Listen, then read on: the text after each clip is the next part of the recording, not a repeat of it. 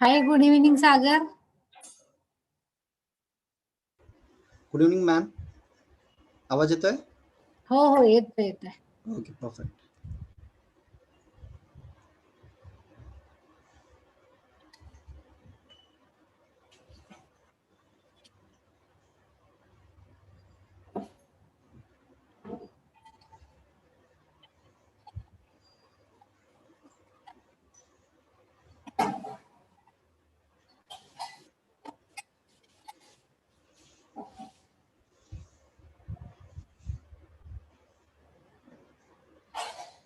This is Zoom link, huh?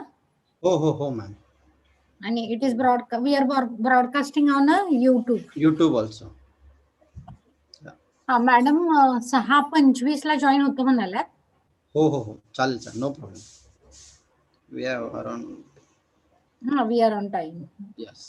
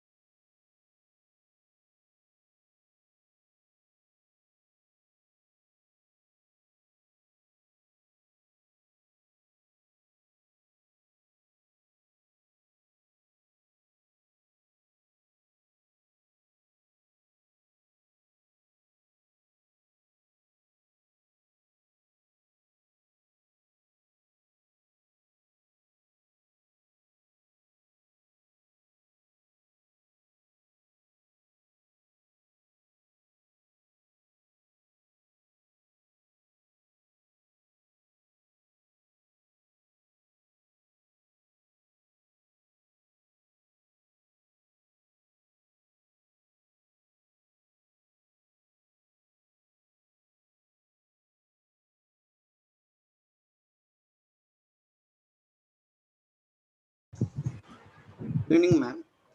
Yeah, hi. Good evening. Good evening, ma'am. This is Sagar from Innovation Lab, and Dr. Vaishali ma'am also there. Okay. Hi. Nice meeting you, seeing you. Nice.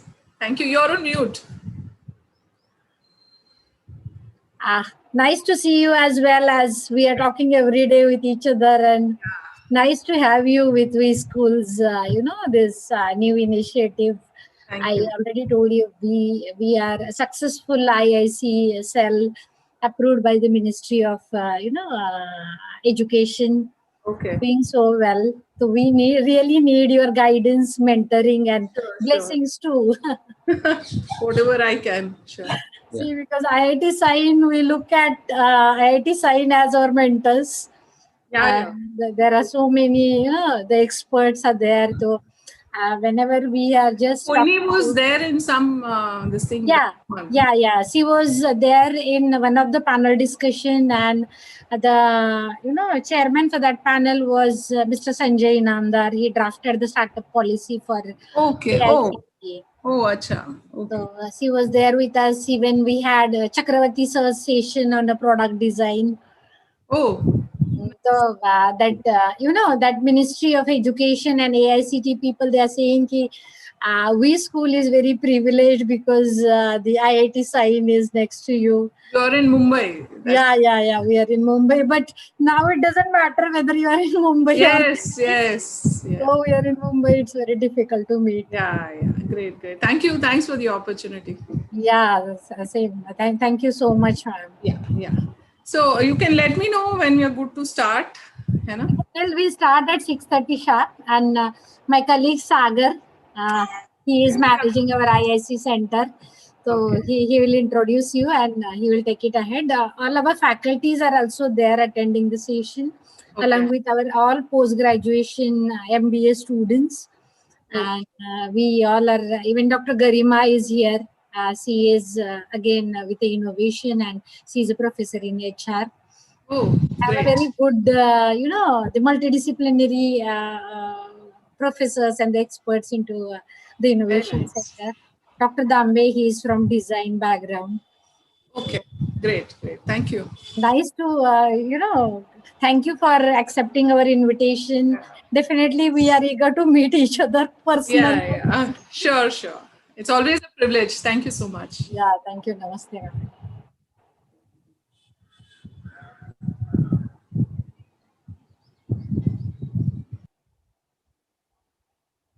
You will be sharing some slides, ma'am? I will. You have to give me the host, right, Sagar? Yes, ma'am. Yes, ma'am. I have a slide. It's easier to present that way, right? It's given, ma'am. I It's given given, the. is it? I given the. Yeah. So we have. I think it's. You might want to start in a minute. You can let me know. Yeah. Yeah. We can start, I guess.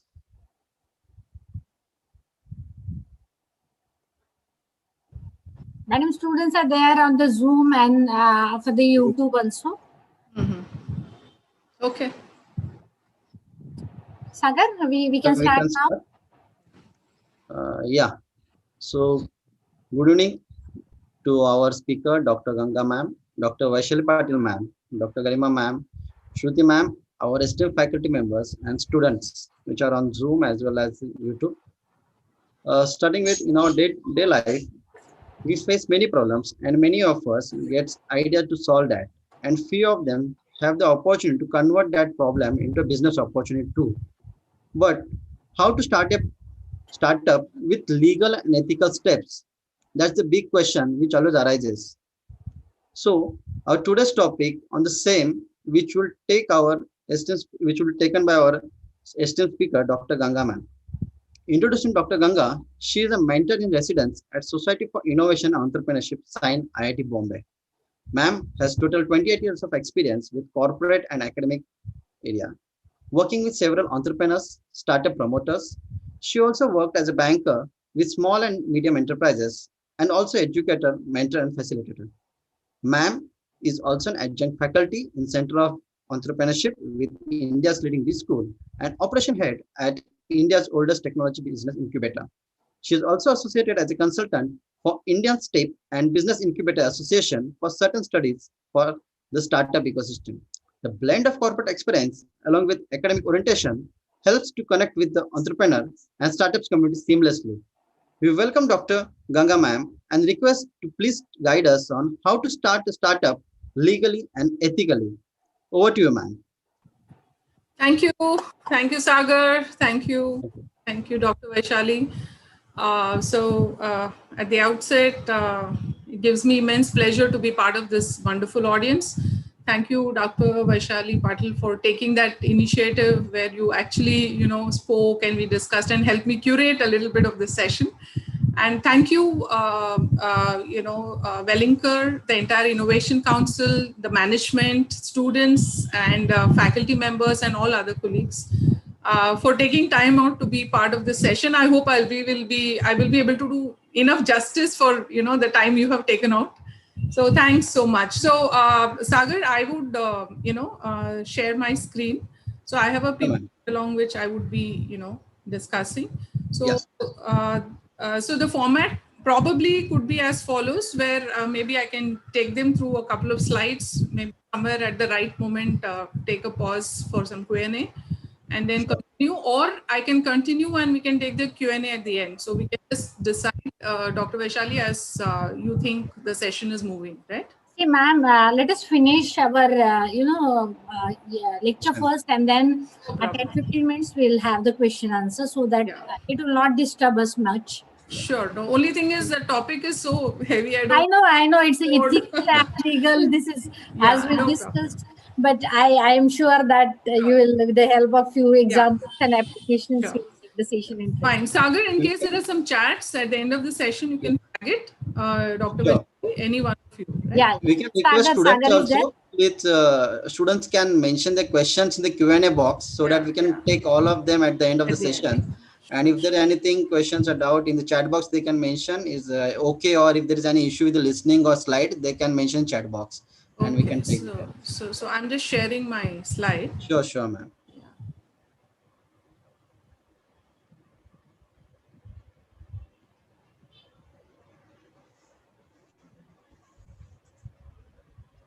You need to tell me if you can see my slide. Yes, ma'am, it's visible. You can do the full screen also, if possible. Yeah. Is it clear? Yes, ma'am. Clear. Okay. Yeah. Thank you. Thank you once again. There is a small difference in the topic. I just went by what I got on the mail, but the essence is the same. So thank you, V-School Institute of Innovation Council, for this opportunity. So yes, thanks. Sagar gave a very wonderful, very humble and kind background introduction. So I'm not going to waste time talking about what I do, but I can only tell you guys, we are in a golden era. Startup ecosystem is the place to be in, and we are truly in a golden era. And when I say we, it is all across age groups, experiences, backgrounds, skills, you name it. We are in a golden era. Just keep that principle behind. Yeah. So I will try to keep it interactive to the extent possible, because the topic is something sometimes I think a little monologuish, because we have to give you a little context. But I will also try to make it as interactive as possible. So Sagar, am I audible, clear? I hope I'm audible. Yeah. So yes. Just the first question, what does this image mean to you? You can see an image. Anybody can just, say what this means. What is it? What is this image in the sky? What is it? Unicorn. Yeah. So it's unicorn, right? So startup now is equal to unicorn.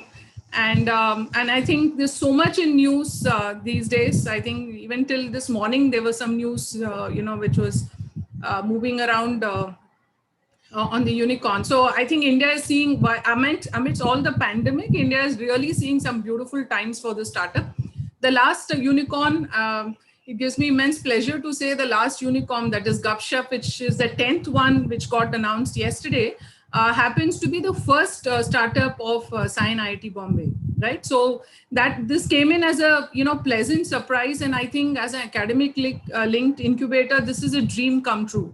So we've always come across successful startups in their space, But a unicorn, I think, is first of its kind, which is emerging from an incubator. So there are totally 10, enough message and media talking about how many unicorns and what do they do. So they come from typical good sectors. We've seen that surge of startup in various sectors like fintech, agri-tech, and pandemic has been a pain value for some of the sectors, but we've also seen a lot of other sectors who have really kind of taken advantage. There's but one thing very unique about Gupshup. So Gupshup actually is a conversational message platform, right? So there's one thing very different. So I'm not getting into the technology ki baba, what do they do, etc. So that you can Google and find out. But as compared to the 9 unicorns, Gupshup is simply different, and it is quite related to the topic I'm going to be talking today. Is Gupshup actually got incorporated and started? The founder started working in 2004. So it is a 17-year-old company, right? And they have raised fund only once in 2011, and this is the second round they've taken. The first round was some 250 million, and now it is about 1 million. It's a 1 billion valuation today, right? So what really goes to say is this unique. So today, when we talk about unicorns, gone are the discussion platforms where they say, company loss bhi banata hai, but it's only valuation, it's perception, which is what is exciting investors. Here is a case where this company has not raised a single penny in that 2 interim period and has sustained and survived simply because they focused on the top line and the bottom line. So very clearly, we are seeing a trend where the startups are now focusing on sustainability.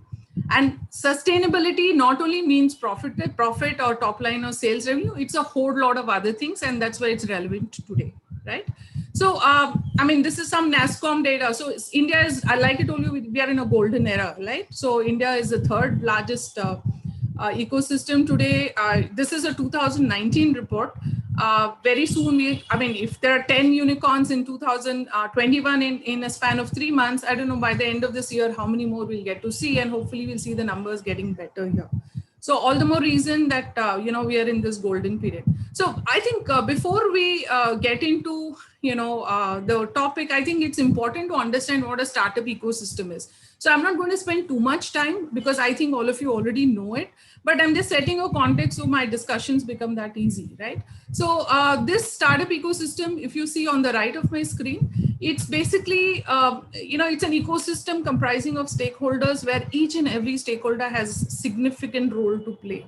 So we have seen, Sign is one of the oldest technology business incubator, right? We started in 2004. Actually, along with Gupshup, incidentally, they were the first ones to be with us. And we are in 2021. We have seen this whole ecosystem evolve, right? We have seen where the government was somewhere in the picture to today, the government is totally with, the incubator. The policies have changed. You have Startup India, Atmanirbhar, you have, each government agencies involving, coming out with startup policy, funding opportunities, so on and so forth. Regulators have opened up. So last year when there was this pandemic, the government, DST had started off, they had introduced this program called Kavach, where they wanted to fund startups who had ready solutions which could cater to the pandemic, health tech startups, which were masks, PPE kits, starting from very basic essentials to, ventilators and medical equipment. Regulators opened their doors saying that if there are startups who can cater to our economy, because at that point of time, 1 year back, we were in really bad shape. Today, we are at least collecting, and still we are in a different story, but not as bad as what we were last year, right? So regulators open up. So we see startup ecosystem, these guys have changed. Industry corporates opened up doors. We know so many stories where industry is also looking at startup in a very strategic way. So it is no longer startup. Today, industries are favorably looking at startup because practically the R&D is, taken care from somewhere and they're looking at synergies. Startup associations, designers, manufacturers, today you have AWS, Google, Microsoft of the world giving free credit. So, and obviously investors, we've discussed, I'm sure you have many investors, mentors coming and talking to you. But one very critical element is your academic ecosystem. Today, if you see the entire startup story for the last 10, 15 years, academic ecosystem has contributed significantly. Therefore, you will find a lot of focus here, and that is the reason organization institutions like you have that kind of support, focus coming from your management to the students and vice versa. Of course, on the left of the screen is typically how an academic ecosystem functions. I'm not talking about, so all that we are saying is, if I look at academic ecosystem in a micro level lens, these are the other factors which play a very critical role. So keep this context in mind. And another context I also want to say is, the startup ecosystem. I mean, obviously, I come from an IT kind of a background, because Sign looks at technology business. We have one of the technology business incubators. We look at IT as startups in a big way. So we are also seeing a lot of positive sound bites coming from across. Now people are calling it a decade of collaboration. People are calling, technology is no longer a, enabler. Gone are the days when there's a product launch of a company, the entire product, plan is done, and then they think of how technology can be added to the launch of the product, or, reach the market, etc. Today, technology is core of the business. They look at technology as a strategy to, go to the market or look at an opportunity. Likewise, all the conventional, so there's this new term called phygital. So, conventional business models all have undergone a change where the concept of phygital has come in. So technology is actually cutting across all sectors. So while I'm not trying to say that other sectors don't really have that, but if you clearly see where there's a technology, there is, because the principles of basics of, doing business does not go, right? A customer comes to you if you're, faster, cheaper, better. That remains, that principles will never go. So here technology is really propelling that whole, activity, or that whole vision or objective. Likewise, the IBM CEO is very clearly talking of 3 technologies which are really, critical for delivering results: the IoT, cloud computing, artificial intelligence. So the reason why I'm trying to tell you all this, there are a set of students who are really looking at startup as a profession, or, as a career option, or maybe now or later. Please have this factor, incorporated right from the beginning. So if there is a possibility of having it, look at it in a very focused manner.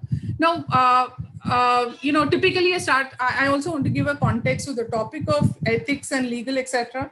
I come from an incubator background, right? So I would assume most of you know what an incubation is, but to set a context, my experiences, whatever I share today in the session, will come more from an incubator perspective. So I'm not an expert, but whatever I have experienced as an operating person, I mean, I was heading operations, plus now I'm dealing with the startups. So whatever are my experiences, that is something which I'm going to be sharing. If there are better inputs, happy to, interact and, learn more from the other side as well. So if you look at startup incubation, there are 3 stages. We all know it's proof of concept, startup, and scale. So Sign, like any other technology business incubator, we also offer, but TBI of Sign offers much more. And that's because we've been in the system for longer, right? So, and these are some of the activities we offer. I mean, I'm just setting a context to it. Yeah. So I'm also giving another context, which says that, there was an interesting Motilal Oswal study, which talked about wealth creation study report, where they have studied 500 companies over 25 years, and they find 100 companies have survived over 25 years. And some of the foundation, the reasons why these 100 companies survived are these 4 or 5 factors. So quality of business, quality of management. This report is available in the website, in the internet. You can always access. Now, the reason why I'm sharing all this is, while you are in a golden era, right? While you are in the right time, in the right place, and in the right institute giving all, and the right resource support, you also probably have families supporting you in this line. It's extremely important what really, some of the basic principles don't change, right? That's what I was trying to show you through this slide, saying the quality of management is a key for sustainability as a factor. So it is, while we say, customer hona chahiye, or product should be good, there should be market, all that is fine. But ultimately, the sustainability and stability of a company really stands the test is only depending on the quality of management. And these are some of the factors, right? Passion, growth, mindset, a lot of importance to integrity, competency, and stress time, how you deal with it.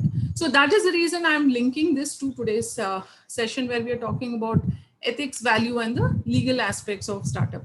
So I thought this kind of sets the context. So and I think it's not, whatever I'm going to share right now is not necessarily that it is only relevant to a startup.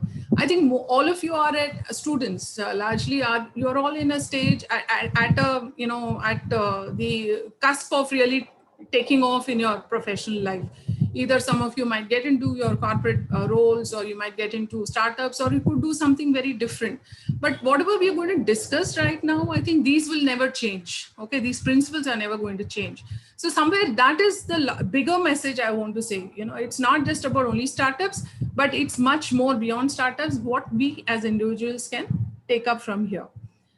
Yeah, okay. So I start with a very small story, right? Now, a story of a startup. I don't know how many of you have heard or read of it.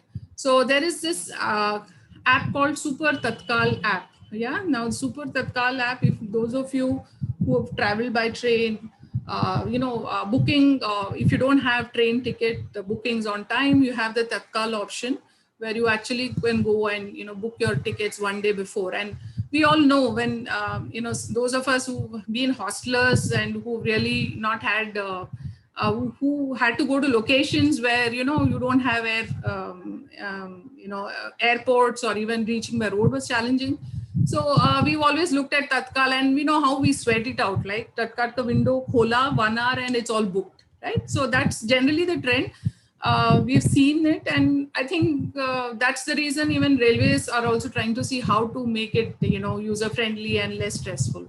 So around that time, so in 2016, an IIT grad, who was the founder of this app, he's an IIT grad from Kharagpur, IIT Kharagpur. Started off, he's one of those, typical, I would not say victims, but one of the guys who faced this challenge, because he was from Tamil Nadu, some remote village, and he always had this challenge of going down south, going home.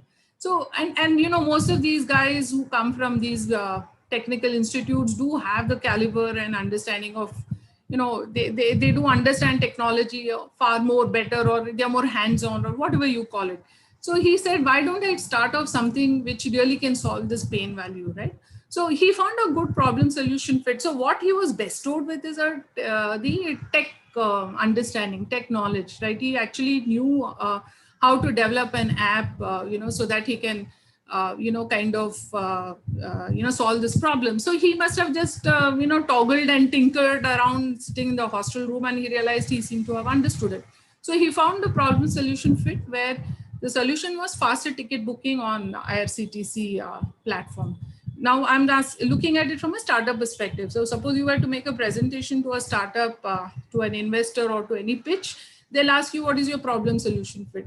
They will also ask you, how big is the market? Is there a market for this? Of course, there's a market. We all know it. Are they paying customers? Yes, he did have paying customers. And the beauty is, all that he did was, he didn't, so the mechanism was not that, anybody booking through his app, the monies for the value of the ticket would come to him, and then he transfers it to IRCTC. That was not the mechanism. He developed an app which was a mirror of, it was exactly the mirror of the forms which would show up on the website. So the moment the data was filled on the app, in seconds, it used to just get auto-filled into the website. So that is the only, this thing. I'm making it sound very simple. It is not as simple as that, but just from a user perspective, I'm just trying to explain it to you. So it was just about, so what typically you and me, when we are trying to fill in the Tatkal, it will take you either, we'd make some typing mistakes, some age galat hua, name spelling galat hai, because now you have to carry Aadhaar card and proof. So, or I might just be in a very poor network zone, or bandwidth is not there, whole time hang ho raha, and so on and so forth, right? So easily 10-15 minutes of time to book, he has slashed it in seconds. Okay, so all that he did is, you could pre-fill it, and there you go, you can book your tickets, money gets transferred to the railways, and then you can take up your journey. Now, what did he do for that? Like a prepaid mobile, where you can actually load your value. I mean, you prepay your, pre-fill your card, and you can use it, right? Likewise, he said, you just have a simple coin-based system prepaid, where you deposit some money. So every transaction, I'll get 20 rupees, 30 rupees, or something like that. So he got 1 lakh users, and he was also available on Google Play Store. Started revenue generating. I think in a span of whatever period, 20 lakhs started coming, because from a startup perspective, he's truly solving a pain value, right? So it couldn't have been better. And it couldn't have been much more exciting for somebody who thought was a small thing and ended up in such a big way. But then what happened? In 2020, the founder was arrested. Okay. The railways came into picture and they declared that it was an illegal software, right? They also claimed that these are all data, it's available in public, right? So I am not, it is not something where I have investigated, but I've picked up data from the public domain. There is also a view which says the rights of genuine users of the IRCTC was denied.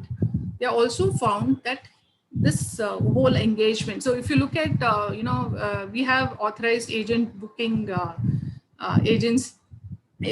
If I have to book railway tickets, or if I have to go airlines, you have authorized agencies, right? You have to go through, become a agent. There is a selection process, and there are checks and balances based on which you are authorized to deal on behalf of the railways. He was not an authorized agent. Okay, and it was declared that he's bypassing a system which is illegal, and he was monetizing on it, right? So just look at this. Okay, it started off in a beautiful way, and probably, of course, when this happened in 2020, last year, I think October, November or something. There were different schools of thought. They were like, one school of thought, if you go to Twitter, you'll kind of find a lot of comments. And see, today, there were thanks to social media, anybody can express anything, and we have no right, it's very difficult to curtail, but different views came in from different corners saying, so what is wrong in what he did? He's not taking the money. And, different points of view are, hey, he's a student. You have to give him some kind of a leeway. There are ways to deal with it. And he's an IITian. How is that possible? The comment was very clear, because there's a law and there's an act, right? So I just want to, open up the discussion. Anybody, 2-3 points, it'll help. What went right and what went wrong? Can we focus on the right first? What went right? Anybody wants to unmute and speak? I think, Students, can you mention your answers in the chat box? Okay, so can anybody read? Is there anybody who's written what went right? Yeah, pain point identification was right. Absolutely, Vamsi. Pain point identification was right. Then anything else which went right?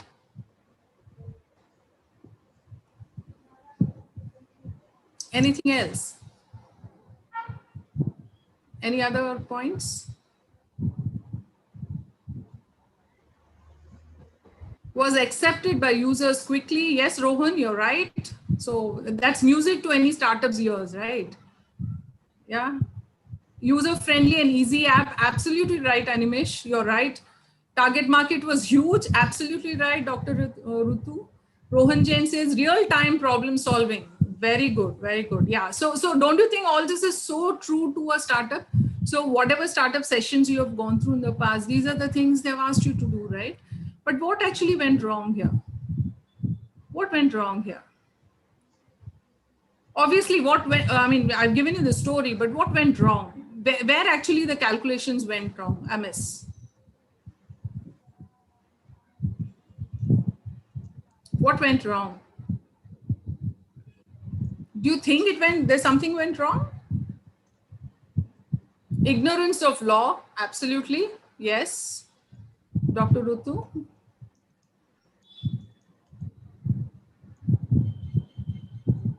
No proper approval. Very good, Sagar. Very good point. So what we're trying to tell you is, whatever you do, it is linked. You are in an environment. So we are in a democratic country, okay? And Constitution allows us, we have a freedom of speech. We have a lot of constitutional rights. That does not allow us to close our eyes to the environment, right? Close our eyes to the laws and acts which are required to be followed, right? So how could he have handled this differently? Okay, I have this question to the audience. How could he have handled this differently? How could he have handled this differently? Any inputs?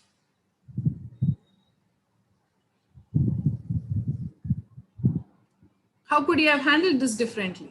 Appointing a legal team to avoid this error? Good point, Rohan. Any other way? So as a startup, you have access to legal team because there's the resource. I mean, legal team hire karne jao to they'll put their fees on the table. Tie up with IRCTC. Okay, good point, Vamsi. Parag says could have taken some legal help before going public, getting approvals from authority. Okay, so somewhere, I think quite right. So somewhere, if we were a student, like I just started off saying today, the government this is not a very old story. This happened in 2018, right? So if the government, I mean, if you're in a favorable atmosphere where you're in an institute, you could have always talked to your professors, your own ecosystem, try to find out saying, I have found of this solution. Is there, how do I go about it? See, the where I'm really coming to, it's not just about idea. It is not about ability to crack a solution. It is also about, when I talked of, sustainability, when I said 100 companies sustained for 25 years, these are some of the hygiene factors which must have really gone into getting that sustenance, where you really take people together, you take inputs, you look at a situation in terms of what can go wrong, you take cognizance of the fact that there are rules and regulations to be respected. So that's a mindset one needs to develop as an entrepreneur when you're looking at startup. So I'm not trying to anyway say that you have to become extremely conservative. Okay, there is a balance between optimism and pessimism. So we always need to wear a hat. We have to be optimistic on what we do, but we really need to look at a pessimistic way, as in we can actually wear a hat in terms of what can really go wrong, right? The ability to really understand. See, and as a student, you have limited knowledge. I mean, obviously you're learning. Even today, as you're hearing, there are some new things you learn from me. A few other, you're reading so much, you're interacting with, you're in various forums, you go to various seminars. So there's a continuous jab of information which is flowing into you. But how much of it is you're processing to what you're doing? Where is the humility, where you are actually, giving, taking cognizance that these are some important factors. So what I'm trying to, kind of say here is, just one sec. Yeah. So what I'm trying to say is each of us as individuals are governed by something called a moral compass. So what is a compass? The navigators use a compass where to see which direction they're going in the ship, whether it's north, south, east, west, so on and so forth. Likewise, each of us as individuals have this moral compass within us. Okay. Now, when I say a moral compass, it's a moral compass which comprises of ethics and values which each of us have within our own selves. As individuals, we are born in families, we've been brought up in a way, we have been exposed to certain things, we have certain experiences, we are meeting a lot of people, your teachers, your internship experiences, your market experiences, your colleague experiences, your friends, so on and so forth. So all of that is really building up to a direction where it's making you a complete person, right? So each of us have this moral compass which is driven by ethic and value, and there's always there's a right and wrong, which is a very strong two parts of a compass. But the reality is, in life today, is it all? Are we so fortunate to have right and wrong? Do we have that? Can we actually take a stand on right and wrong? Is it a world of black and white, or is it a world of gray? I think we have to be very clear on that. Ideally, we all want a black and white, but more often than not, we do come across, because the dynamics are different, right? There are different shades of gray. How do you actually handle your situation? How do you actually act in that situation where the element of grayness is bothering you? That is where our moral compass comes into play. So we take decisions where we say, okay, I'm going ahead with this action, but I think it's right. And I took this decision because it depended on the situation. We do take those decisions, right? We say, if it's question, we said at that point in time, I took the decision because the situation was XYZ. right?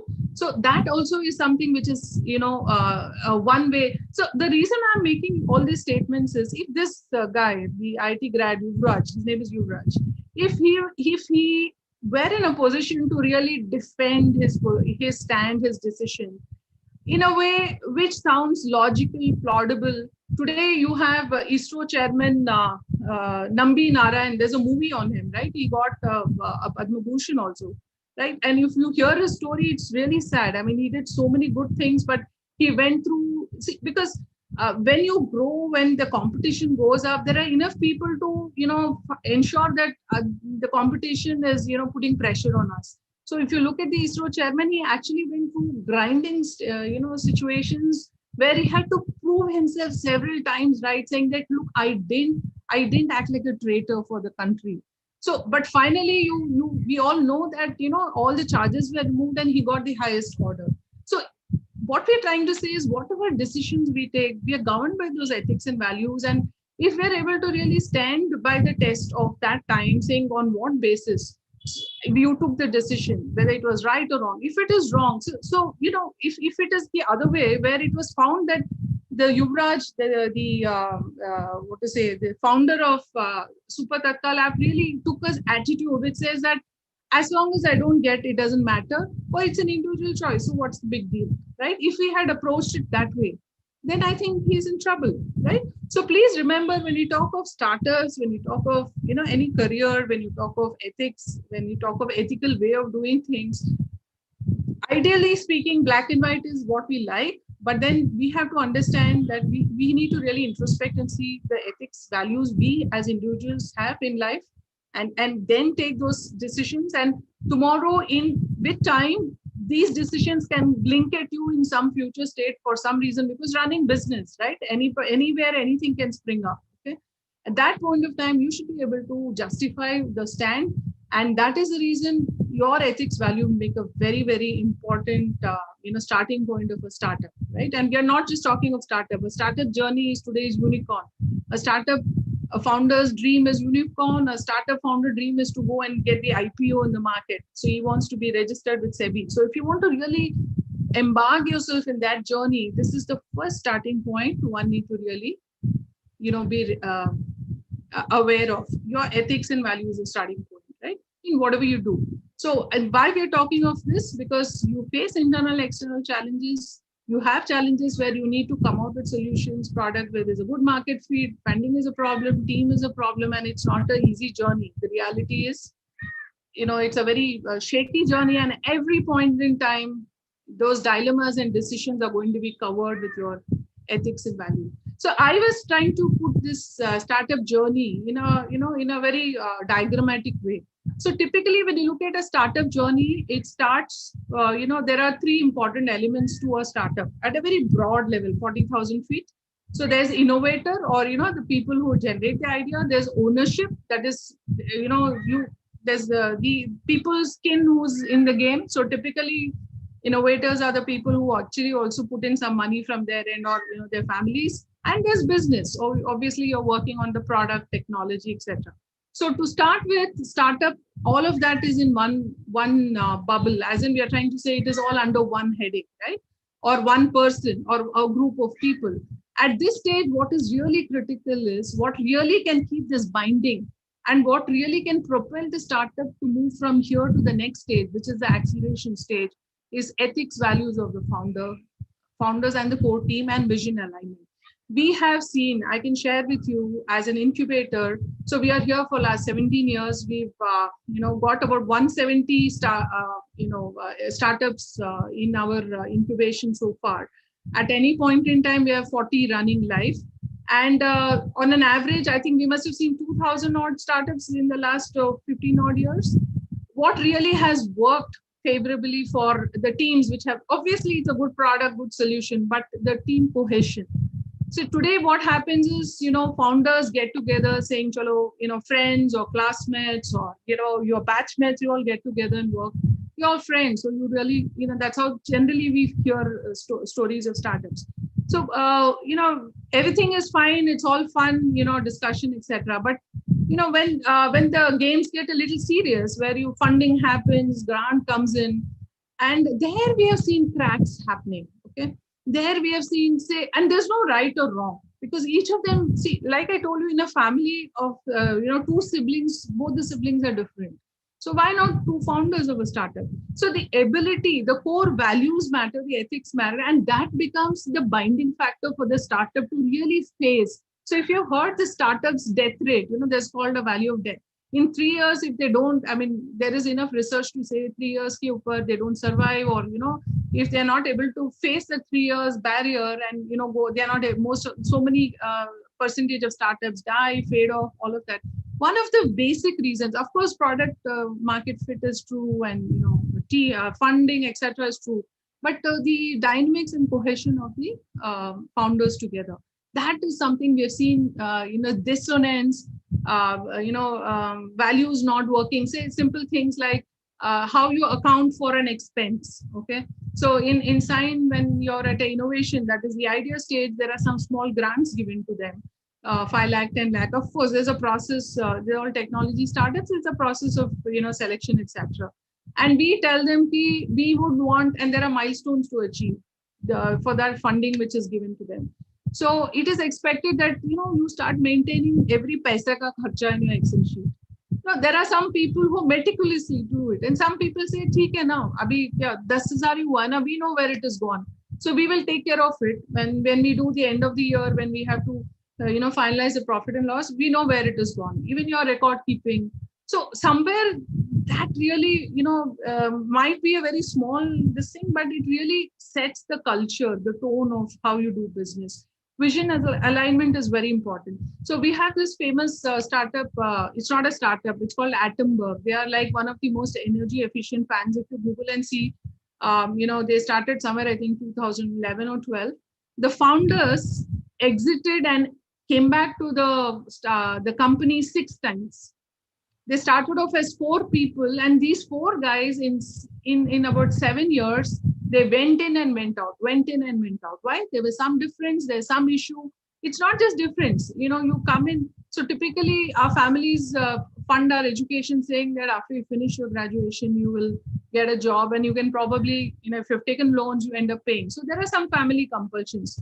There can be that reason. There can be compulsions where he says, I just don't like, there was some dissonance because you're all 23, 24 years of age. Utna maturity bhi nahi hoga where you can actually, get into that rational thinking. We all emotional, we are human beings, right? So we also have emotions swinging in and swinging out, right? So there, the vision alignment made a big difference. So where somewhere these guys, 4 of them, 5 years, 6 years, went in, went out. Why? They came back because there's a vision. They wanted to develop a fan. The technology which reduces energy consumption by 40%. That's the vision. They were so much in love with technology. They had that kida saying, can we? So something really got them together. That common alignment. So that really becomes the key at the first stage. So when we see the journey, so incubation generally is for a 3-year horizon, right? So when we have, at the end of 3 years, typically we expect the startups to move to the next stage, which is the acceleration stage. Of course, if there are health tech, etc., it takes a longer period. But generally, on an average, that's the incubation. We do extend by a year or 2, depending on the case. So when they move from here to here, when this issue, there is already a good fabric which has got built in the first stage. Automatically, the focus will be execution, process, the internalization of the value system. So if you're talking of, say, finance, invariably the dissonance happens when there is money matters. I think invariably that's where the starting point is, right? So at that point in time, if you really cross this stage, so 3-4 years, seen the thick and thin of things, then you are able to actually put it in the form of a structure and a culture here. That's when the startup culture begins in this stage, where the strategies are made and execution is done. So you very clearly say that, the process of selection of people in the startup would be 1, 2, 3, 4. Why? Because the founders believed in it, right? Say for example, the reimbursement of travel expense will be, this is the steps which have to be followed, where you have to show a proof, give a voucher, show the bill. So why? Because the stage here is the founders believe it, right? So you need to, so that's how the culture kind of brings. So the internal process becomes a very important thing here. why from this stage to this stage, you see the bubble split up. Why in business, we have new people joining in, right? Slowly, when the startup grows, employees join the team, you have new core team members. So when it is a 3 or 4 people army, it's a different story. But when you're slowly, there would be some hierarchies coming in, and maybe some regional locations here and there. All of the big challenge for any company is how does the person right, at the last mile understand the culture and follow the system processes, which is driven by the top. Okay. So that is a challenge the startup faces, and that comes in only when the starting point is ethics and values.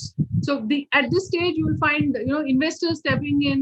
So when investors come in, it's a very different ball game. Today, some of the investor pitches I have attended, where they look at, obviously, when the pitch is about market, product, solution, etc., etc. The question they ask very outrightly.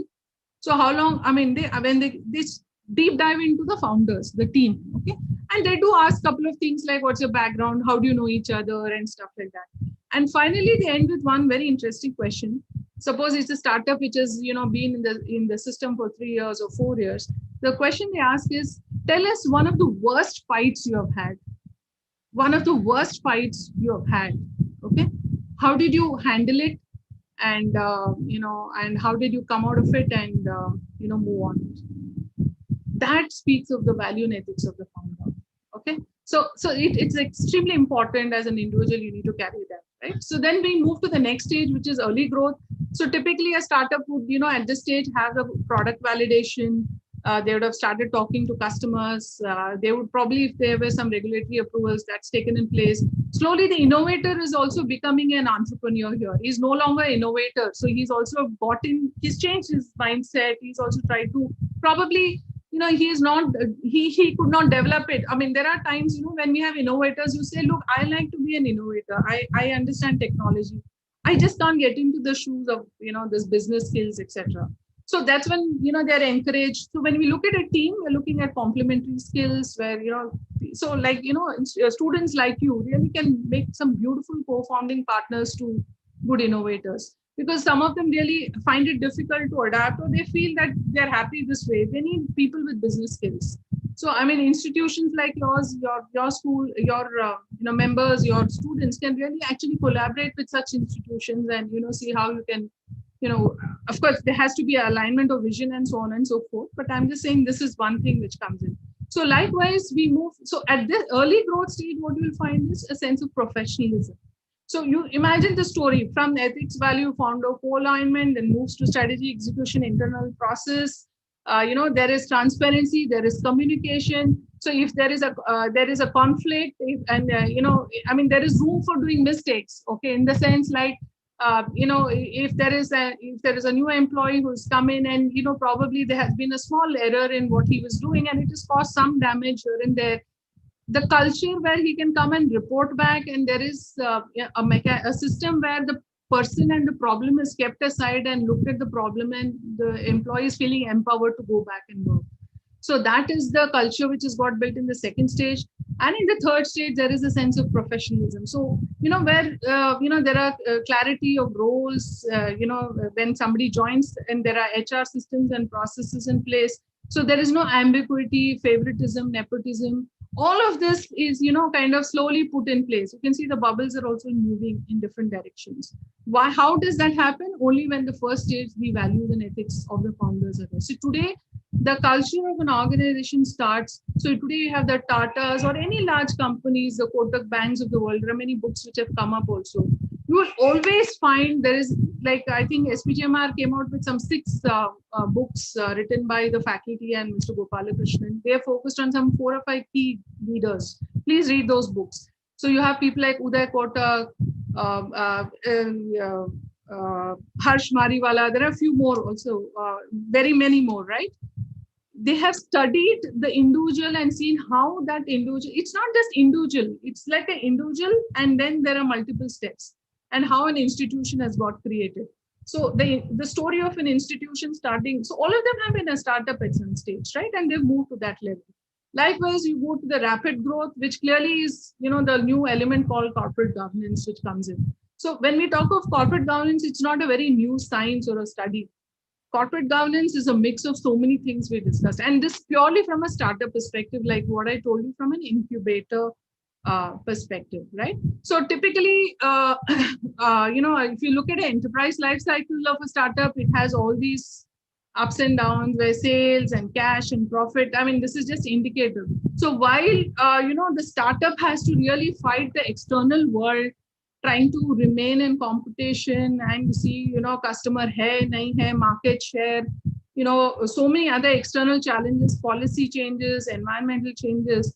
They also have an internal challenge of ensuring that, the robustness of the company or the startup is really helping or bringing them more power to face the world. And that happens only when we have the starting point, which we just discussed. So it is not just ethics value, but it has to be supported by something beyond that. So we'll come to that, right? So typically when we say running a business, all right, so we discussed about ethics, values, and importance of how a founder's profile really builds the culture. So typically a running of a business has broadly at a very 40,000 feet legal, which is essential legal document. So when we say corporate governance and when we say professionalism, what we're trying to say, while there is an intangible culture, but there's also a very solid framework, okay? Like in the case of the super app Tatkal scheme, what did we find? I mean, what is really lacking is this issue, all right? What is the legal environment? What is the act? Does it permit him to, look at Railways has an act, okay? And what are the norms of the act? Like some of you said, getting into a discussion with them, trying to find out. So running a business is not just about only numbers and customers. Somewhere you have to develop as a founder or, as an entrepreneur, a sense of appreciation to these things also. And believe me, they can, if it comes back to you, it can make your life miserable. So it's better you accept it at the front. So some of the things which we're saying is, when we say there is a good ethic value culture, we are also saying it has to be supported as, if you say there's a good culture, it also means there are structures, there are documentations, there is, appreciation for law and order in the system. That's what we're trying to say, right? So there are compliances, business laws, which have to be followed, and there are acts. And obviously finance, it's one of the key things. You are governed by the Companies Act and so on and so forth. So typically, if you look at a startup constitution, these are the broad things. There are very many, but as a startup, as an incubator, we generally look at only private limited companies because,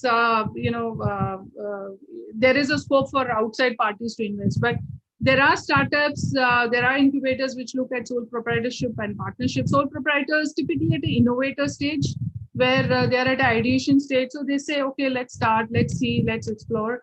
Partnerships, generally we have not seen very many in the incubation space, but yeah, that is one option which is available. There is one person company, limited liability partnership, but generally at any technology business incubator or any business incubator which has been supported and has been in the system, they prefer to look at private limited because there are equity stakes, and if it's a private limited company, the Companies Act allows external investors to come and invest, right? But by and large, when we say startup, in the startup ecosystem, most of the stakeholders really go by the definition of Startup India, which is of DPIIT, Government of India. So actually, if I think about 2 months ago, there were about 40,000 startups which were registered. I'm sure it must have gone up multiple times now. So if you look at, so when you're looking at setting up a startup, so if you have decided that you want to focus on this, maybe you're all in different stages of, ideations, but then you really realize that, I want to put in my, skin in the game, and I really want to be in this. So you really necessarily need to understand the legal aspects of this, what it is, what kind of documentation, what it is to, open a sole proprietor, private limited, what are the other compliances, what the Companies Act typically governs, the entire Companies Act. They need to at least, at this stage, it may not be expected that the founder needs to know, like one of you actually put in the chat sometime back also, you really need to take the right people. So one of the ethics value I've also noticed when I deal with startups in Sign or in various other places, there is a value which says that, I respect people with larger experience with gray hair, and obviously, that is a value which I think really is important. So like somebody was saying that take legal advice. So it may not, so we don't expect the founders to really understand the entire company's act. So at every stage while you're moving ahead, you always good to, first of all, you need to understand, you have to have good understanding of what that particular area is, but also take experts at the right time. And that's when we have seen, many times companies felt, one person company is very easy to start, or sole proprietor company is the best to start because paperwork come hai. And they start sole proprietor and they start doing business. And then they'll say, hame abhi investors ka paisa chahiye. So the investor will never touch a sole proprietor. Then we have to tell them, and the whole ordeal of, changing the sole proprietor constitution to a private limited is so painful. Then we tell them, boss, if you really wanted to take it to that level, you should have spent that time and energy at the penny wise pound foolish format. All this comes from that ethics and values, right? So this is something, which is the starting point on the legal aspect. So we have covered ethics, value, and how important it is at every stage, how it builds the culture at different stages of a startup to an institution. Now I'm going to spend some time on the legal aspects. I'm not a legal expert. In fact, each of these topics which I'm going to be talking requires a separate session in itself. But I can certainly share with you from the operations and hands-on experience, what are the critical things you should be aware of as you move along. It may not be, needed at this stage, but it's going to, you have to, face it somewhere down the line. So that's the limited purpose. So when you look at the life cycle of a startup, so we all know this. So for ease of understanding, I've just put it under, ideation, prototype. We have MVP, customer validation, acceleration, and growth. So ideation prototype, the focus largely is a problem solution fit. That is a starting point. And this itself can take 1.5, 2 years, depending on the technology they are working in. And we also call this, so from an investor perspective, see, incubators are the first people who take the risk. Okay, even before angel investors come into the play. So we call it seed funding, but so at an incubation level, it is called seed funding.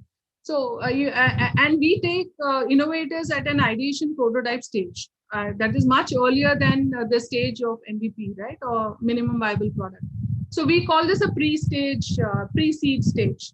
So here, what we're trying to say is the corporate, the governance, the values, the culture, the various hygiene factors are different.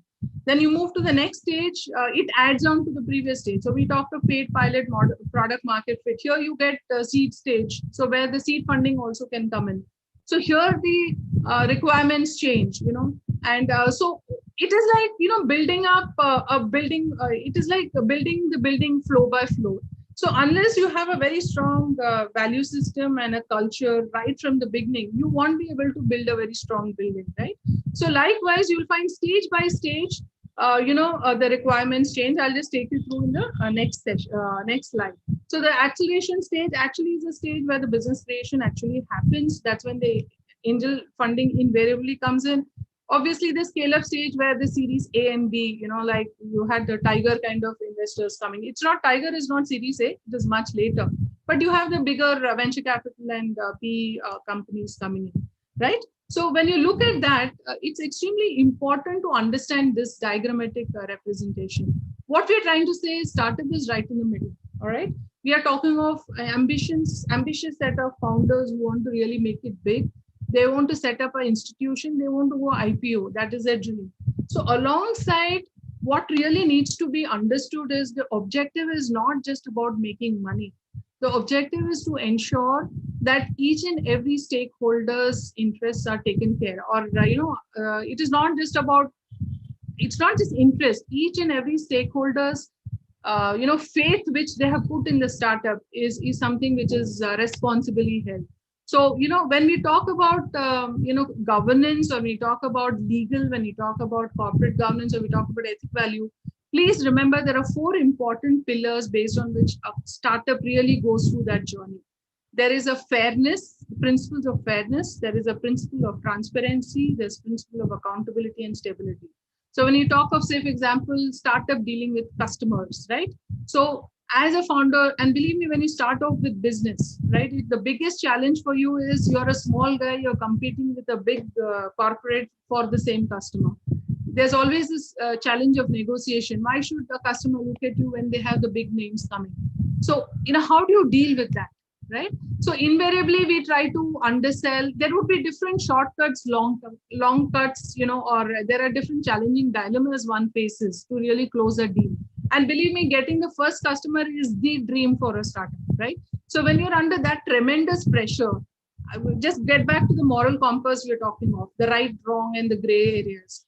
And if you find there are, we have had IdeaForge is a company which deals, you must have read about IdeaForge, where they have made this, drones for the Indian Army. They were they were a startup about 10 years ago with us. Now they're a fairly large company. They're dealing with government, they're dealing with defense. And, there have been, and that's one of the biggest market. And it, of course, they cater to various other segments. And invariably the discussion is, we say, it's generally said that, when you deal with government, it's very challenging. You need to really, look at there are a lot of other things which play. But these guys really stuck to their business and they knew very well what they have to focus on. So, somewhere they were very clear that if we are doing business, we do it the ethical way. And today, they are one of, in fact, if you see the IdeaForge story, there were dozens of companies from abroad. So for the first time, Indian Defense is looking at Indian startups to meet their equipments. Till then, it was always getting catered from outside of India. So, that fairness is something which is a value and ethic which you need to develop as a system in the organization. Transparency can be better explained than transparency with your board. So when you talk of a private limited company, you obviously have a board. You're governed by the Companies Act. You need to have board meetings, record keeping, so on and so forth. And today investors are encouraged. The startup founders are encouraged to have some good members in the board who can give good directions and get the company to grow. So there is a responsibility of the founding team, the management team, and the employees to the board, because today the board has bestowed certain responsibilities. They have a faith and trust in us, right? Now, if in the ground reality, and it's not that it's always good news when you deal with business, right? There are some bad news, there are some not so good news. The process of really reporting it back to the board of members, having those meetings, discussing, getting suggestions, taking cognizance of the challenges one has faced and implementing back. Transparency is the key. If you have this culture, you will really find every employee in the organization, starting from the peon at the gate, will actually follow it. If he is going to, it just falls in place automatically, right? So transparency is the key. Transparency with your employees, in terms of, their employment terms, right? Their employment. See, typically what happens in startups, you will find that, they work on technologies, and obviously the employees are actually working, right? They develop a unique technology, which is patented. Obviously, these technologies are patented. So obviously they have a lot of knowledge in their minds, right? So the employee contract, the first thing we tell them is you have to have a legal document to really support between the employee and the founder. And there's a very clear contract where there is non-disclosure, et cetera, et cetera. So when you put all this in place, the employee, as so much as the founder who is bound to follow the terms of the employee contract, it is also expected the employee also follows the terms of the contract. So transparency is really critical when you're looking at a startup, when you're looking at ethics and values and the governance part of it. When you're talking of obviously shareholders and investors, today investors are looking at the team and putting the money, right? They do look at various things, but I've heard situations where founders have miserably failed on that particular project or startup for reasons beyond probably some external reasons or whatever it is. The investors have backed them. Last year when the pandemic happened, it was a very unfortunate scene. Suddenly in the month of March, April, the startups really didn't know what to do. Where is it going directionally? They have employees, they have to pay salaries. They have milestones, they've got funding from us, they have to go and do business, they're at different stages. How does one really kind of handle, right? So at that point of time, the ability to come back to the investors or ability to come back to investors or incubators and telling them, hey, there's a problem. We don't know how to solve it. Can you help us? Can you at least guide us what we should do? Transparency is there.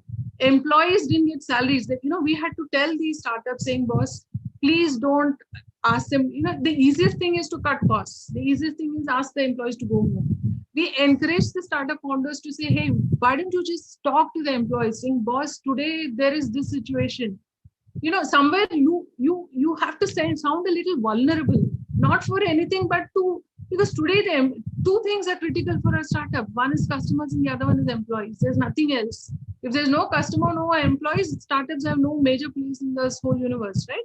So transparency is about that. So talking to them, saying, okay, fine, I myself am not taking any salary, right? Whatever best, if there is a health expense, we will take care of it. So if there is an issue in your family, we'll take care of it. Otherwise, we are not too sure we can pay your salaries. Open up. See, why will not the employees stand by you? The same employees who stand by you and the same people look up to you are the ones who will really, reap the benefits. These are the people you will look at saying, boss, they stood by me. And there's an accountability factor towards them.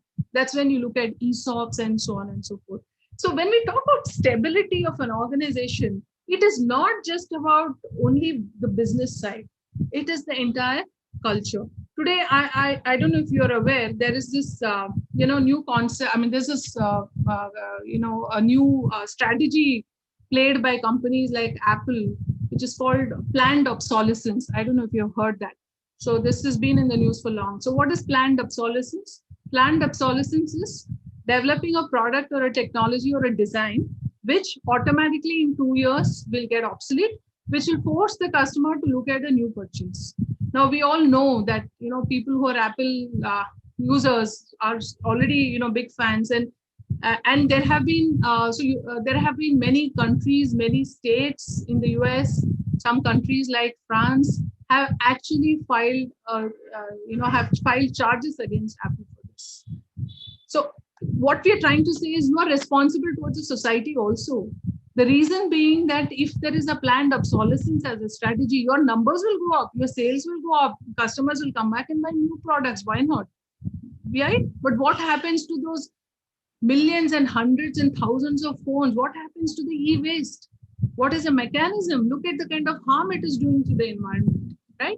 So somewhere we have to get those numbers, we have to be profitable. But then when you look at an overall perspective, we also need to be sensitive. And that's when the stability comes in. So otherwise, the stability will not come in just by the numbers. I thought this kind of, is really important for all you guys.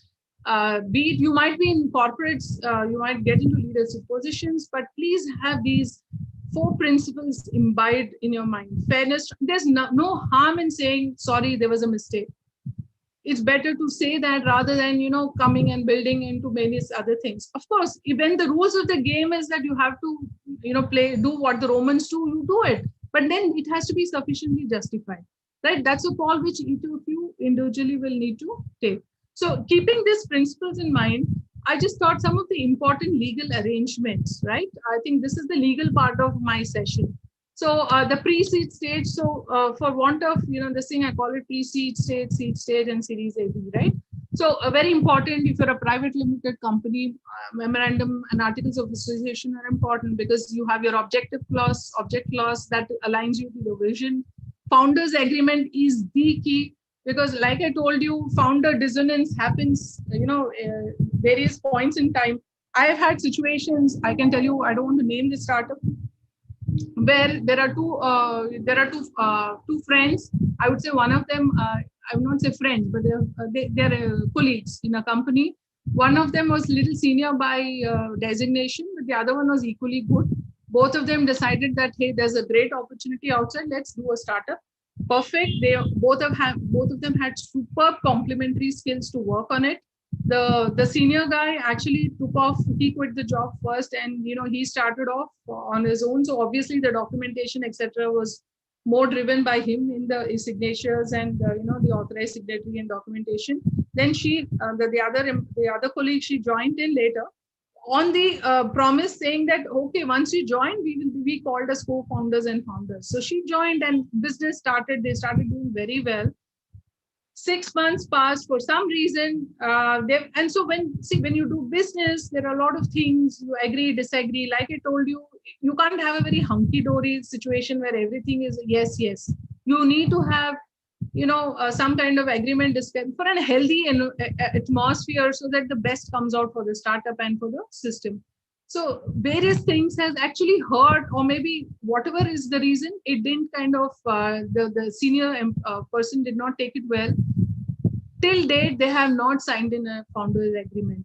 They just started off saying that, okay, fine. And he kept saying, we'll sign an agreement, no problem. So in fact, when she spoke to me, I said, the first thing, when things are going very good, please put up a founders agreement. And what does a founder agreement says? Roles and responsibilities between two founders, what kind of equity stakes each of us have, what if I exit out of the company? So what the worst case scenario, right? So while we say value and ethics, it has to be supported solid with legal documentation, because tomorrow, for God's sake, anything happens, you need to have the legal recourse. So founders agreement is the first thing. So when we have startups coming to our incubation, no, we are very good friends, we are batchmates, we'll work together. He said, no, boss, first thing, aapko paisa chahiye, founders agreement. When they sit together, when they start reading the clauses, that's when they realize, oh, this, because we don't know how things will anticipate in future, right? So there are times, very good technology, very good startup, one of the founders just vanishes. And the agreement is not binding that clause at all. That's it, the whole thing collapses, right? So you have to have that clarity. So founders agreement is key for a startup. Employee arrangement, I just told you that. So, what are the terms? Because they're all core team members. So employee contracts are important, patent filing and records. That's very critical. Then we have important thing is mentor advisory role clarity. Like I told you, most of the startups move with the right set of people. You need to somewhere have that kind of arrangement with them. It's better to have it, right? So that, the responsibilities and expectations are taken care from both ends. Record keeping and decision. Every single action which is, related to the startup. It could be finance. It could be a decision to say that we do this customer. It could be a decision to say that we don't take this deal. It could be a decision to say that we don't look at this opportunity. All of them need to be recorded. Why we are trying to say this is a culture which gets developed, because tomorrow people may be there, may not be there, but at least the records are important. And this is something which starts from at an early stage. Move to the next stage. I'm not saying it is actually watertight, but there could be some kind of, overlaps. Licenses to operate business, investor agreement key. Investor agreement, there are days and months which go into discussion, in terms of what is the drag on clause, what is the exit clause. And today investors also find, some of them also, most of them do look at a place in the board. So when private limited company, when you have board, your responsibility even more changes, right? So these are some very important things you need to understand, that your vendor service provider agreement. So you might have hired some IT technology person, you might have some raw material supplier, you might have some equipment, so some parts coming in. As a startup, it's very easy to say phone mein liya, email kiya, bhej diya, saman aaya, paisa transfer kiya. But you need to have that process where you have documentation to show that you're dealing with authorized dealers. So because today what happens when investors at a later stage come to your, look at startup, investing in startup, they really study what are the internal processes you have put in place, how you're managing day-to-day operations, what kind of documentations and what kind of practices you follow, good practices you follow. If they also, look at how you look at tally, what kind of reports come out, what kind of, financial monitoring, what kind of monthly reports you do, what kind of meetings you handle, what kind of interactions, what kind of formal atmospheres you have, what kind of informal atmospheres. So extremely important that you have all of this right from day one. Customer engagement documents, like I told you, you have invoice, you have purchase orders, all of it. When you're a proper legal setup, you obviously will have all those documents which you have to follow. Financial recording, very important. Your state, profit and loss, balance sheet. You don't need to get into the detailing of a large company books of accounts, but you certainly have record keeping process so that in the end of the year, there is somebody who can audit and tell you where your book and at least certify your books of accounts. Compliances towards Companies Act, your GST norms, labor norms, taxes, all of that is something which is very critical at this stage.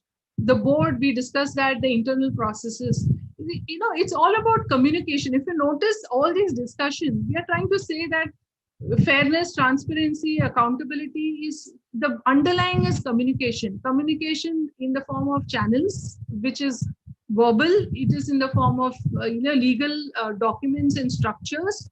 Where tomorrow, worst case scenario, there is enough legal recourse for both the parties to safeguard the interest, because finally we are talking of money is going into the system. There are times, there are resources which go into the system. So somewhere you really need to develop that kind of a mindset, right?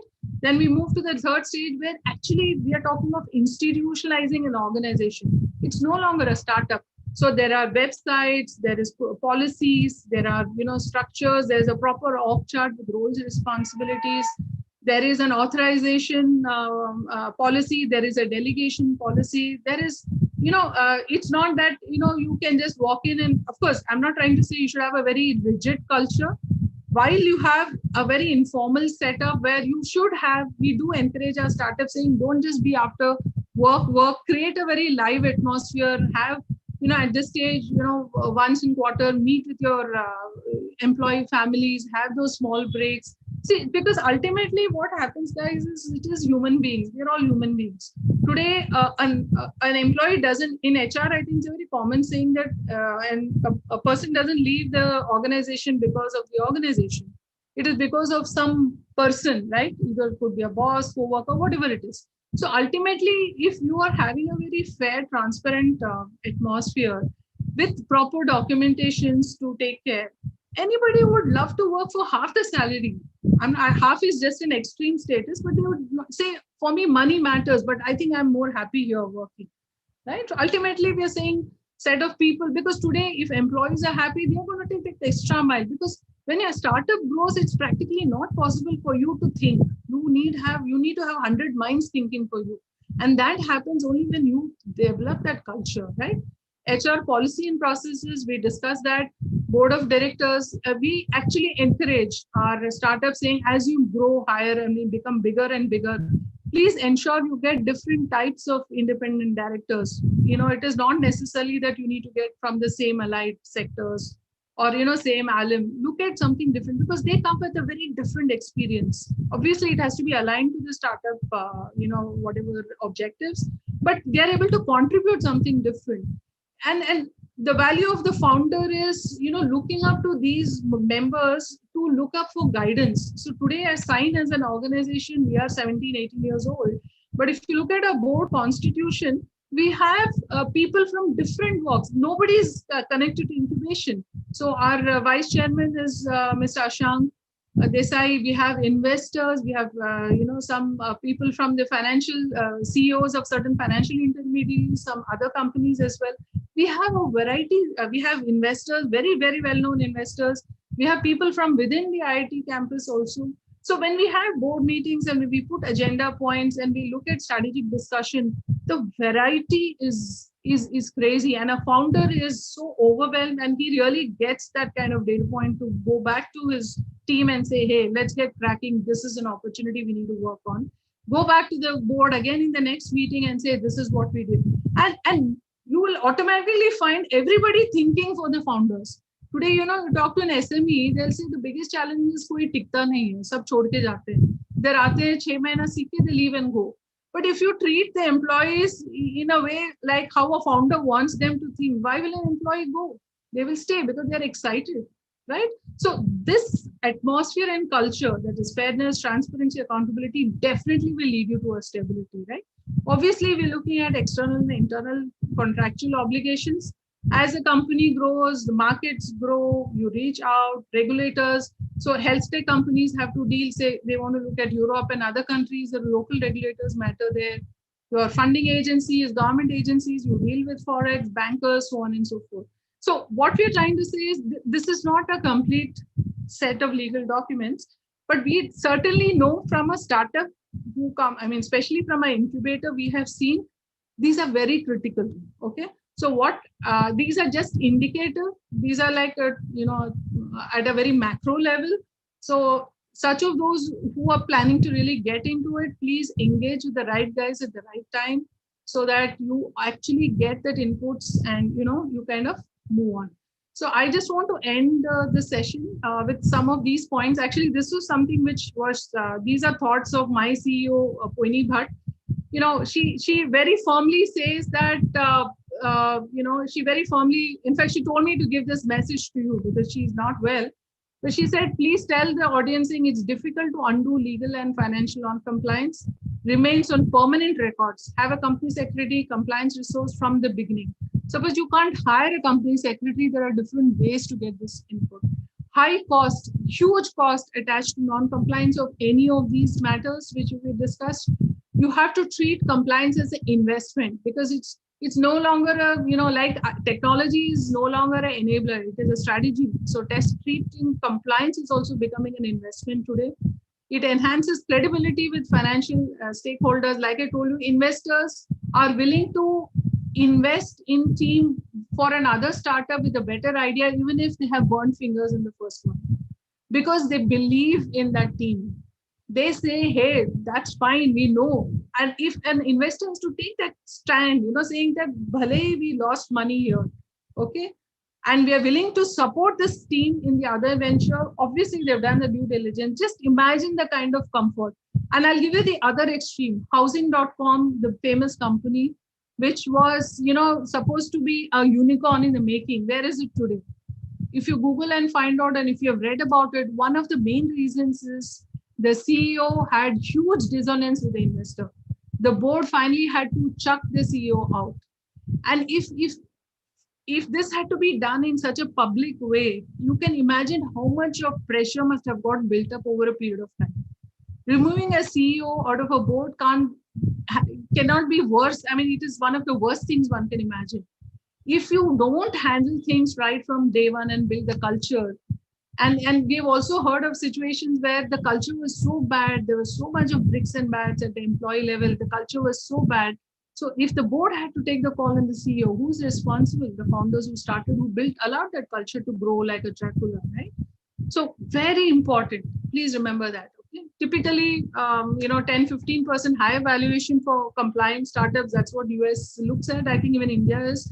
And very important, please draw a document of vision.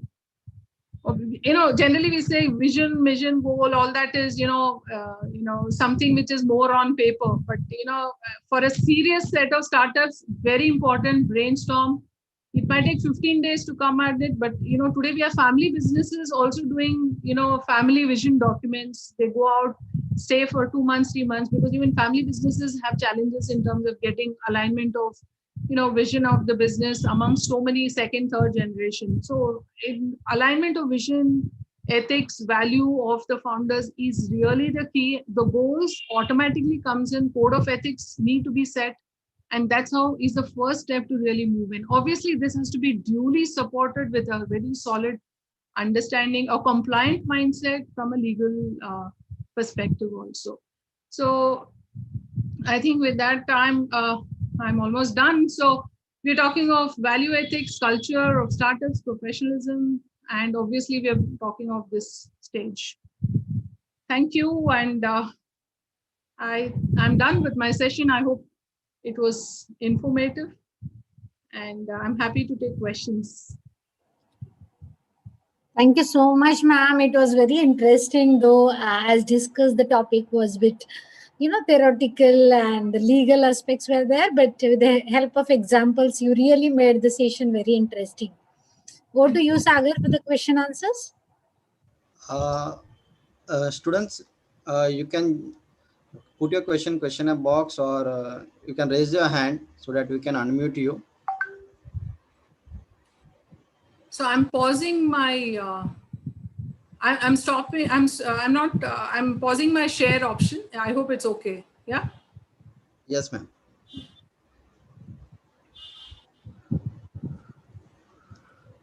So were there any questions? I thought there were some raise of hands, etc. I could see that prompt coming in regularly. Yeah, actually, that's why we ask students to please raise once again so that we can unmute you. There's one more, I would like to ask, how a startup means the students having many ideas and they are coming up, we want to do some startup and all. but some of them are get confused whether to go for sole proprietorship, LLP, or partnership. So what is the one thing which differentiate between each other?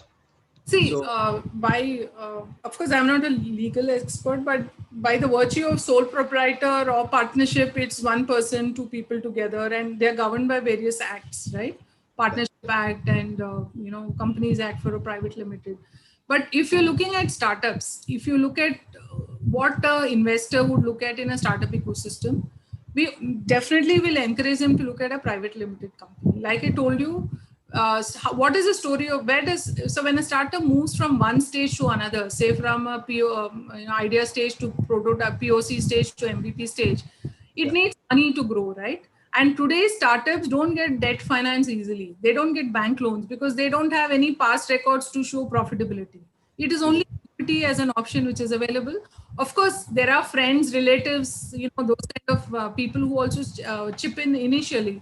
But after a point, we feel it is always good startups look at money outside that gets a validation. If you are exposing yourself, your idea or innovation to an outsider, it becomes some kind of assurance for us that yes, we are in the right business and it's good to continue in this format, right? So while the startup is free, they can always do a sole proprietorship, they can always get into a partnership.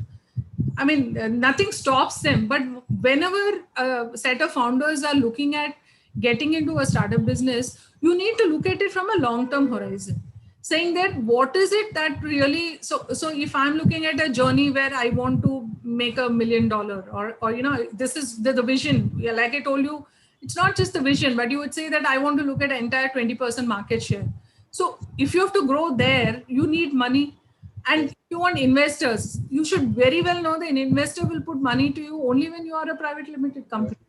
But if there are startups who say, "नहीं, मुझे partnership ही करना है, I am just looking at only at this stage, and after this I would want to exit." But even exiting, we want private limited. It's very difficult to exit with a partnership.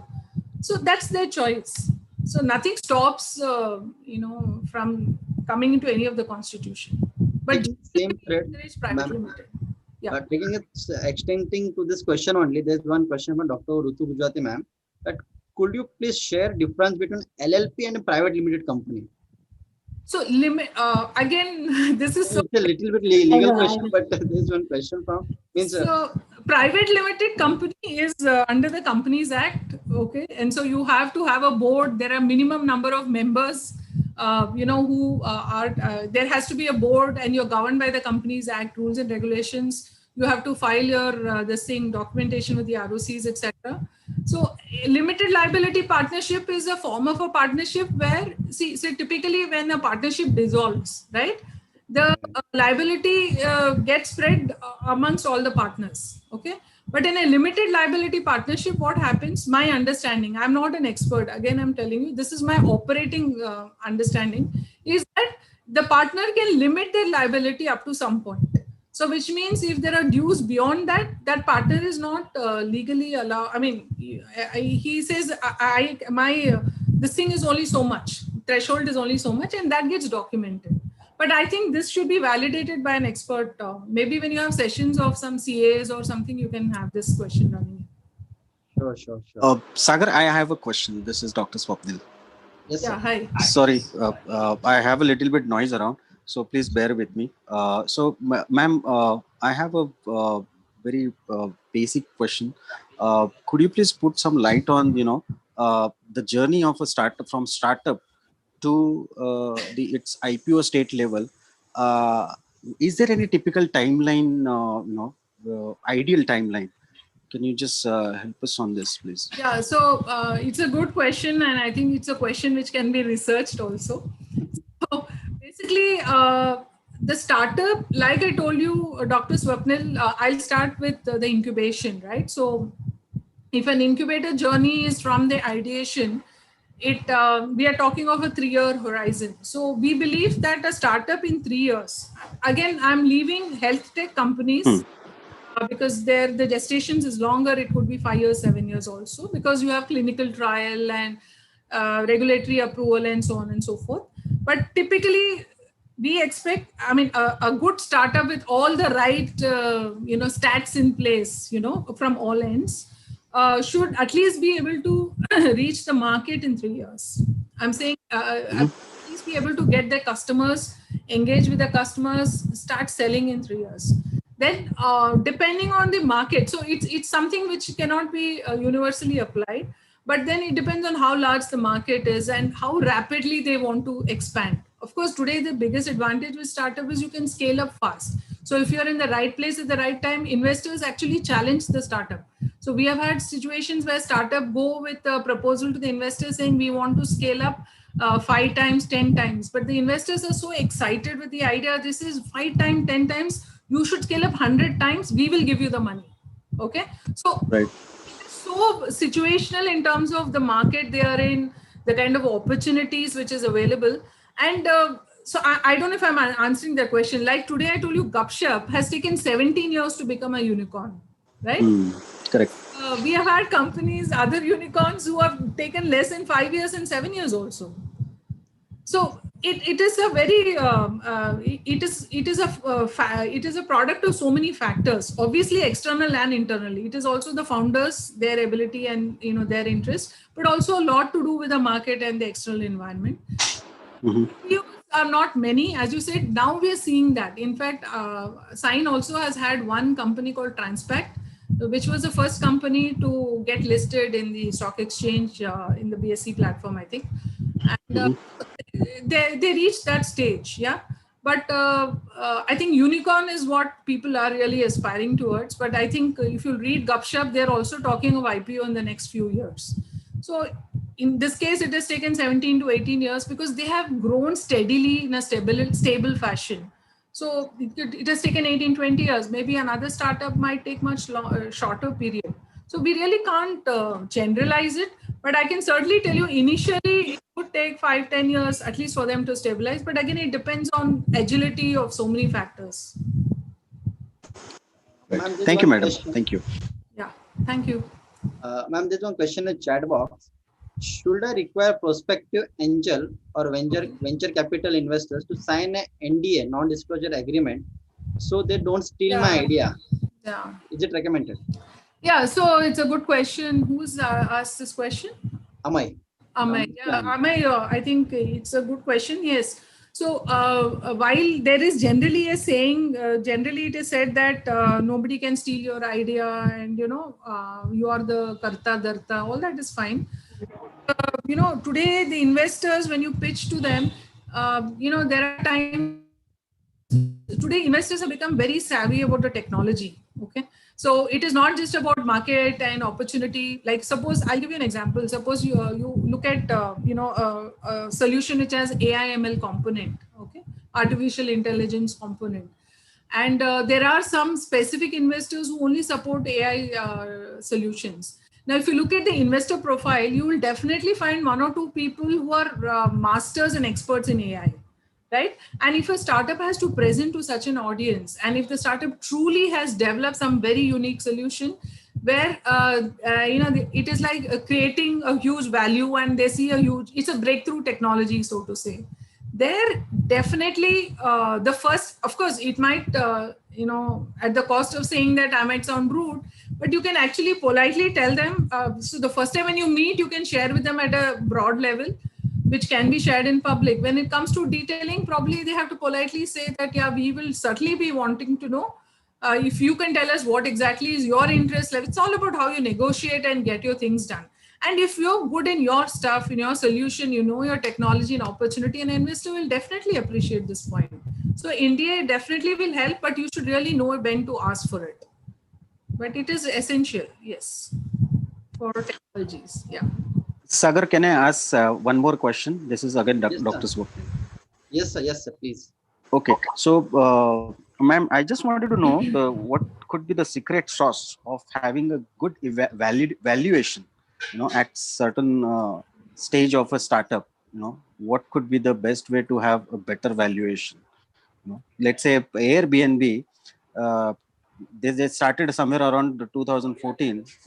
I'm not sure, 2014 or 13, and today they are $1 billion company. Okay, and their valuation is much beyond that. So their revenue is $1 billion. So what could be that particular thing which you want to kind of, your point of view on this? Yeah, so actually, you should be asking this question to larger investors because we come from an incubation, but whatever we have experienced where our startups have got monies from, investors, where we have exited. And so incubation, we also take equity stakes. When we give seed funding, we take small equity stakes, right? So when the startup goes to the next level of Series A and Series B, there is a clause in our agreement where we can either exit or hold on, that kind of a provision. So very clearly, the investors, at least the technologies I've seen and the startups I've seen, clearly the valuation is linked to these 2-3 things where we're talking about, your breakthrough technology, your market, your team, and your execution skills, the team's execution skills. And the founding team is the starting the core. That's why the whole session was about that. But definitely these 4-5 factors, they do look at it and they appreciate. Of course, there is a lot behind in terms of how you have performed, etc. But the technology they are offering, the market they are in, the execution skills, the founding team, definitely the founding team, how strong they are, how they have behaved in the past. Like I told you, how they have worked. Like Attenberg, we had a situation where the team has moved in, moved out, but what really today they're still together, right? So these are some of things, but it depends investors to investors. But these are things which we have seen from our end as an incubator. Right. Thank you, madam. Thank you. So thank you so much, ma'am. We'll just brief and do the closing ceremony note. Thanks, ma'am, for the complete overview mentioning about the key factors which you mentioned for the startup with long-term planning. The examples of IRCTC, Apple, Atomwork really shown the ground reality how a person should go with legal and ethical ways and what you should do or not. The 4 types of startup can be registered with proprietorship, LLP, and private company, and also the 4 main factors for the startup which must have like fairness, transparency, accountability, sustainability, along with the vision, mission, goals, and the code of ethics. So, a very good and knowledgeable session, ma'am. Thank you so much for the wonderful session. And I request all the panelists to just switch on the video so that I can take the screenshots and it can be for the record purpose also. Yeah. Thank you, ma'am. Thank you for fabulous session. It was very engaging for all the students and for all of us with the real-time examples, Yeah, thank you for making the session so interesting. Thank you. It's my pleasure. Thank you. Yeah. See you soon in person. Sure. Definitely. All the very best. Thank you so much. Yeah. Okay. Thank you so much, ma'am. Thank you, faculty. Bye-bye. Students Thank also. you. Take care. God bless. Stay safe, all of you. Yeah. Yeah.